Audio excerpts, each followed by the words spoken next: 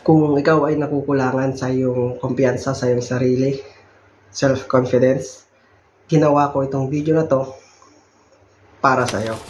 At kung ngayon lang tayo nagkita, ako si Jason Balan, isang full-time employee dito sa bansang Australia. Trinatrabaho itong content creation. Tara, simulan na natin. Ito nga pala, kwento. Nung pagka-graduate ko ng college, 2016, dahil ang agriculture ay may board exam, nag-review kami ng mga kasamahan ko sa CLSU, sa Nueva Ecija, Muñoz, na kung saan isang buwan kami doon para mag-review, preparation for incoming board examination. Hindi ko makakalimutan doon ay yung nung tapos na yung exam, kailangan na ng bawat school na representative para magsalita sa harap bilang feedback sa CLSU. Yung mga kasamahan ko noon hindi na nagsipunta. Dalawa na lang kami pumunta. Ako nga yung tinuro ng kasama ko para magsalita sa harap, which is yun ang kinakatakot ko noon. Sobra kong kaba kasi hindi naman ako sanay na magsalita sa harap ng maraming tao. Ang estimate ko na nasa mga 200 student na reviewee kami na iba't ibang school. May Isabela State University, Benguet State University, at syempre ang CLSU. Basta mahigit daan-daan na estudyante na reviewee. Ito na, nagsalita na ako sa harap, tinawag na yung school namin, Pangasinan State University. Pumunta na ako. Ang sabi ko lang, hawak ko yung mikropono sa harap. Ang nasabi ko lang ay, bago kami pumunta dito, alam na namin na maganda itong school na to. And then, na-choke na ako. Yun na, tapos na. Yung pakiramdam na nahihiya, na-realize ko na napakababa pala ng self-esteem ko, ng tingin ko sa aking sarili. At yun nga, nung natapos na yung review na yun, yun yung tumatak sa isipan ko. Ang naging solusyon ko lang, yun na lang ay alaala. Sabi ko sa sarili ko, hindi na ito mauulit. Pag ako yung nagsalita sa harap, masasabi ko na yung gusto kong sabihin. Doon ko rin napagtanto na ang confidence pala ay binibuild. Kailangang asahin, kailangang pagtrabahuan. Dahil hindi ito kusang dumadating kundi pinupuntahan. At ito yung 5 paraan kung paano nga ba i-build yung self-confidence. Self-confidence grows as you repeatedly prove that yourself is capable and resilient.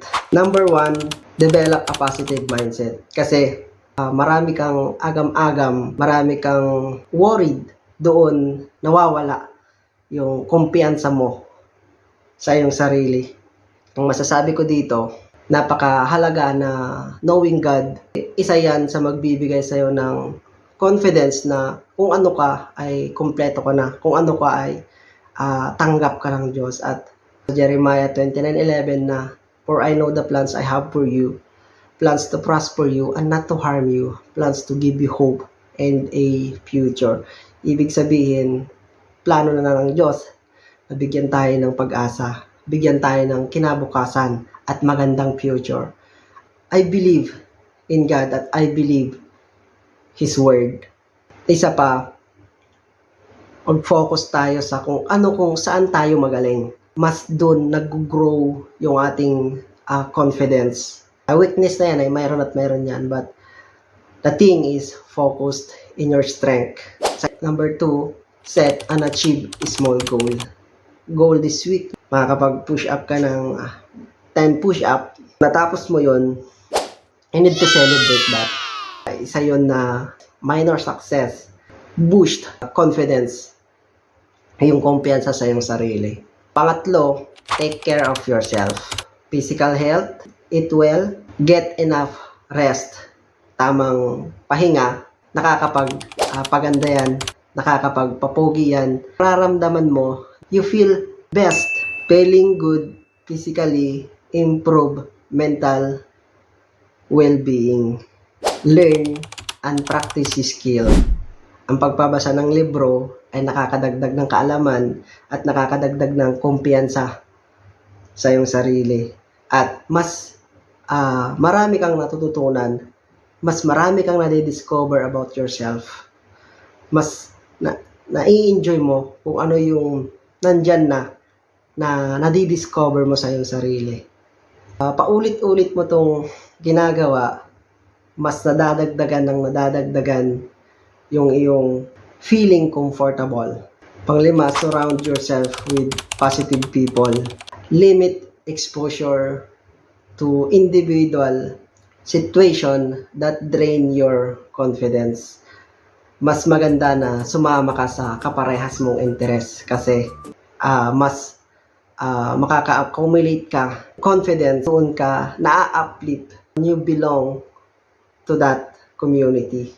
At masarap yung pakiramdam na maramdaman mo na hindi ka nag-iisa, na mayroon kang kaparehas kasama.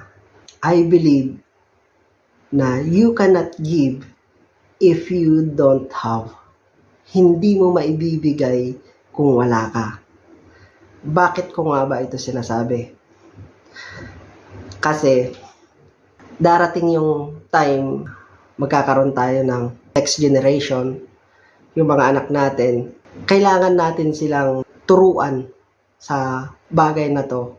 Napaka-importante when the times sa atin mismo bilang magulang, sa atin manggagaling yung pagturo sa ating mga anak ng kanilang confidence, wala nang kulang sa kanila. Nakalalay ka sa iyong anak. Ang kalaban natin dito ay yung pagiging mahiyain, which is may dapat naman na kalugaran ng isang mahiyain kung kailan ka pwedeng mag-speak up, may lugar. Thank you sa pagtapos ng video na to. Inaanyayahan kita sa aking ginawang group, community, sa Facebook na Bida ang Kwento Community Group. See you there at doon tayo magkukwentuhan ng mga kwentuhan na kakapulutan mo ng aral. Sana may natutunan ka sa video na to. See you next vlog.